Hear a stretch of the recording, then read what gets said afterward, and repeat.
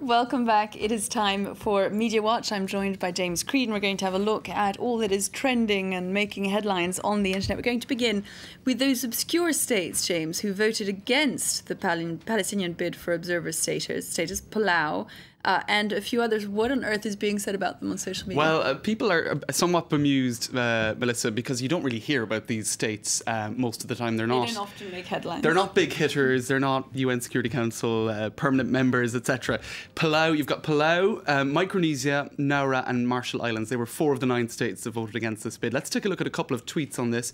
4 countries that voted against Palestine's bid face annihilation due to climate change. And in fact, that's true. 4 of those 4 islands are heavily affected by rising sea levels. So I suppose some people who are in favour of the Palestinian bid, perhaps being a little bit ironic about that. I saw quite a few comments about that saying, well, you know, if there's another vote in a few years' time, maybe we won't have to worry about it too much. Now, others, including our colleague Douglas Herbert, pointed out that Palau, one of the last times we would have remembered hearing about Palau was in the 2004 film by Michael Moore, Fahrenheit 9/11. I think we have some pictures of that where the coalition of the willing was mentioned, those states that rolled in behind the US for the war in Iraq.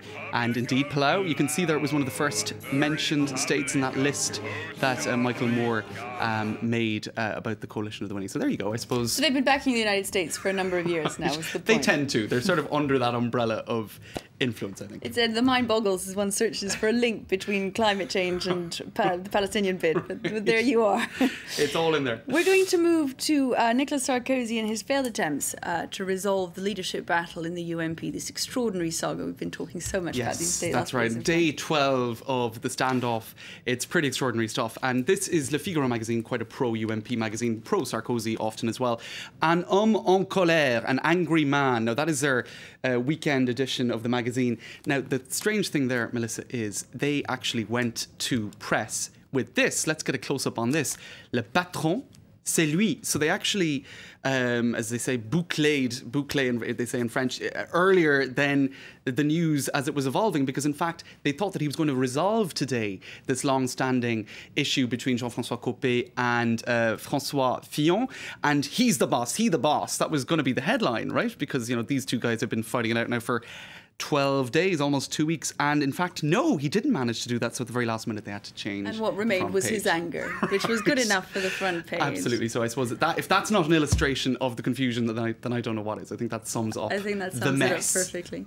Lots of reaction, of course, as well, James. The news that DSK, Dominique Strauss-Kahn, may have resolved his court case with Nafissatou Diallo. There are those who say that it has been settled. His lawyers say it is to be settled, perhaps in the next few days. So a lot of reaction. That was one of the top trending topics on French Twitter today, Melissa. A lot of people talking about it, and of course, perhaps being a bit drawing conclusions that were perhaps a bit hasty. This one means DSK about to conclude a financial arrangement with Nafissatou. Could he be a candidate for the local elections in 2017 or even in 2014? Some people wondering, could this signal the end of the drama and perhaps a return down the road to politics? I think maybe that's a bit early to be rather saying like that. the Sarkozy story, we love political comebacks in France, don't we? There's simply no end. 2017 looks like it could be an exciting year if we're all still in France.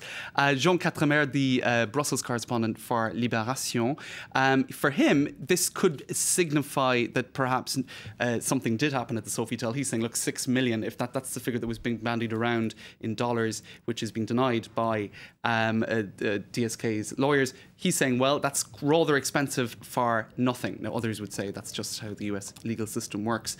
And others saying, well, O.J. Simpson, 35 million. Kobe Bryant, who was a basketball player, 10 million. So perhaps 6 million pales in certain league tables of expensive payouts.